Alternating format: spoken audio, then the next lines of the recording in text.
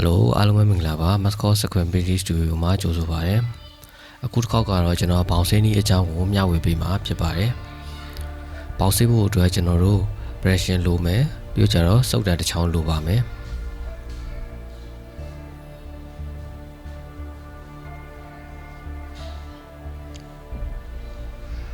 ပြီးရင်ကျွန်တော်တို့ပထမဆုံးဘောင်ကိုအရင်ရေဆွတ်ပေးရပါမယ်။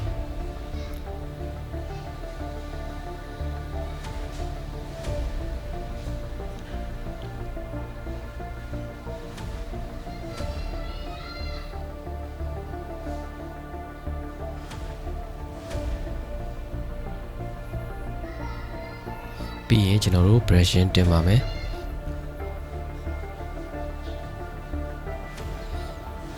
brushing တင်တဲ့နေရာမှာ brushing တွေကကျွန်တော်တို့ခဲပြီးပြည့်နေတယ်ဆိုရင်ရေလေးနဲ့ချက်ပြီးတော့ကျွန်တော်တို့စုပ်တံနဲ့ဖြန့်ပေးရမှာဖြစ်ပါတယ်ပုံမှန်ကျွန်တော်လုပ်နေကြကတော့ဒီ brushing တွေကိုကျွန်တော်ရေနဲ့အရင်ဖြောပါတယ်ပြီးခါကျမှစုပ်တံနဲ့ဒီဘောင်ပေါ်ကိုလိုက်တုပ်တာပဲဖြစ်ပါတယ်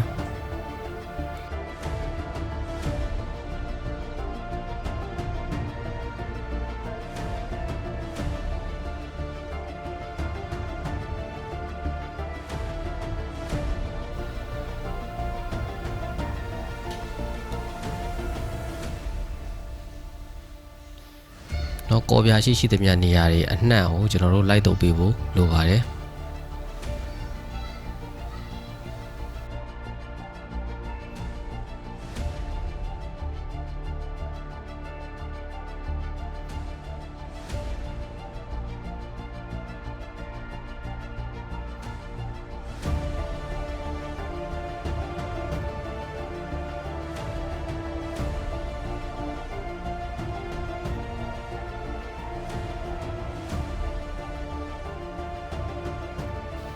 ကျွန်တော်တို့ brushing ဆေးတဲ့အခါမှာလက်ကိုဝတ်ပေးပါမဟုတ်ရင်ကျွန်တော်တို့ဒီ brushing ကလက်တွေပူပါတယ်နောက်ပြီးတော့ brushing ဆေးတဲ့အရည်တွေကိုကျွန်တော်တို့အဝတ်တွေကိုလာမစင်အောင်ဂရုစိုက်ပေးရပါမယ်ဒီ brushing ဆင်သွားတဲ့နေရာတွေကအထည်ဆွေးလွယ်တယ်နော်နောက်တစ်ခုကကျွန်တော်တို့နှာခေါင်းစည်းတက်လို့အဆင်ပြေရင်နှာခေါင်းစည်းတက်ပေးပါဒီ brushing အနံ့ကအရန်ပြင်းပါတယ်အဲ့ဒီအတွက်ကျွန်တော်တို့လေဝင်လေရက်ကောင်းတဲ့နေရာမှာလုပ်ဖို့လိုပါတယ်ကျွန်တော်တို့ဒီ brushing တင်တဲ့နေရာမှာလည်းတစ်ခေါက်နဲ့မရရင်နှစ်ခေါက်တင်ပေးဖို့လိုပါတယ်နောက်တစ်ခုကျွန်တော်တို့အရေးကြီးဆုံးကကျွန်တော်တို့ဒီ brushing တင်ထားတဲ့ဘောင်ကိုရေမချအောင်ထားပေးဖို့လိုပါတယ်ဒီ brushing တင်လဲစာကြီးနဲ့ရေချောက်သွားတယ်ဆိုရင်အဲ့ကော်ပြားတွေကကျွန်တော်တို့ပြန်ပြီးတော့ဆေးဖို့ခက်ပါတယ်တခါတလေကျွန်တော်တို့လုံးဝဆေးမရတာတောင်ဖြစ်တတ်ပါတယ်ဒီ brushing ကိုကျွန်တော်တို့မချောက်အောင်လို့ဘယ်လိုလုပ်ရအောင်ဆိုတော့ကြတော့ကျွန်တော်တို့စပရေးဘူးလေးတွေကိုရေချဲပြီးတော့ကြတော့အပေါ်ကနေပြီးတော့ဒီခဏတိုင်းမှာနည်းနည်းချင်းစီဖြန့်ပေးဖို့လိုပါတယ်ကျွန်တော်တို့ဒီ brush တင်တဲ့အချိန်ကတော့ကျွန်တော်10မိနစ်လောက်ဆိုရင်ရပါပြီကျွန်တော်အခုစမ်းပြထားတဲ့ဘောင်ကကျွန်တော်လွန်ခဲ့တဲ့9လ6လလောက်ကဘောင်ဖြစ်တဲ့အတွက်နည်းနည်းတော့ကျွန်တော်တို့ဆေးဖို့ခက်ပါတယ်ဒီလိုမျိုးအချိန်အရမ်းကြာသွားတဲ့ဘောင်တွေကဆေးရခက်တယ်နော်နောက်တစ်ခုကဒီတစိမ့်ရိုက်ပြီးသားဆေးတွေကိုဘောင်ကနေပြီးတော့တခါတည်းတေချာဆေးပေးဖို့လိုပါတယ်ဒီတစိမ့်ရိုက်ဆေးတွေကဘောင်ပေါ်မှာအကြာကြီးရှိနေတယ်ဆိုရင်လည်းဘောင်ကဆေးရခက်ပါတယ်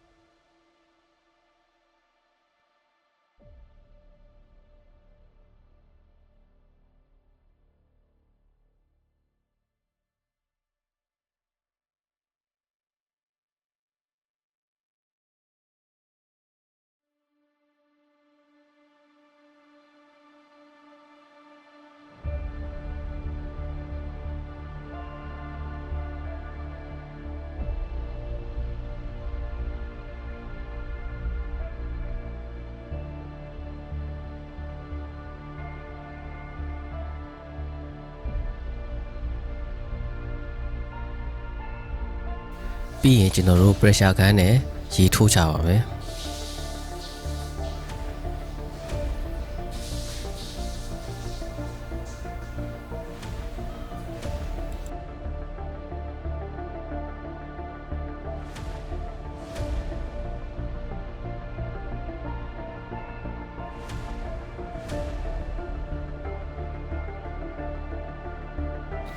ဒီနေရာမှာကျွန်တော် pressure gun ကနည်းနည်းပြဿနာလေးတက်နေလို့ကြာနေရဖြစ်ပါတယ်ကျွန်တော် pressure gun က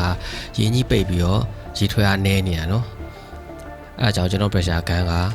ဒီအခုပြတဲ့အချိန်မှာတော့အားနည်းနေတာဖြစ်ပါတယ်တကယ်တမ်းအားကောင်းတယ်ဆိုရင်ဒါတွေကတစ်ခါတည်းအကုန်လုံးကျွတ်ပါသွားရနော်ဒီလောက်လည်းမကြပါဘူး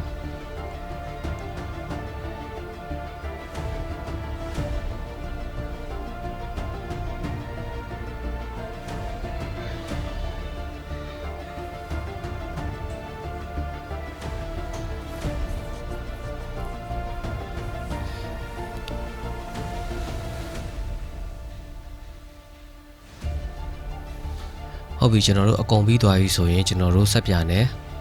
ဒီတခြားပို့ပေးဖို့လိုပါမယ်ဆက်ပြနဲ့ပို့တဲ့အခါမှာလည်းဒီကျွန်တော်လိုမျိုးတစ်ဖက်တည်းမပို့ဖက်နဲ့နှစ်ဖက်ညှက်ပို့ပေးရင်ပို့ပြီးတော့အဆင်ပြေပါတယ်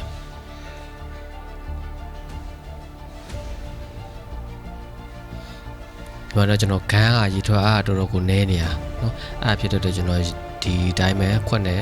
ခတ်ပြီးတော့ပဲစီးလိုက်တယ်နော်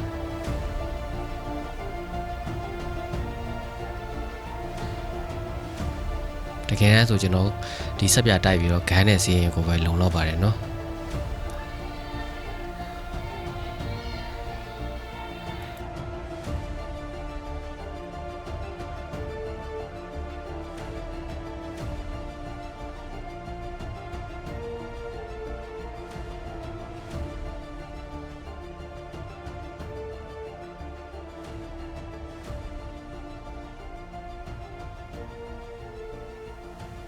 အဲ့ဒါဆိုရင်ကျွန်တော်တို့ကော်ပြားပေါင်းစင်းဤသင်ခန်းစာလေးကိုကျွန်တော်ဒီမှာပဲ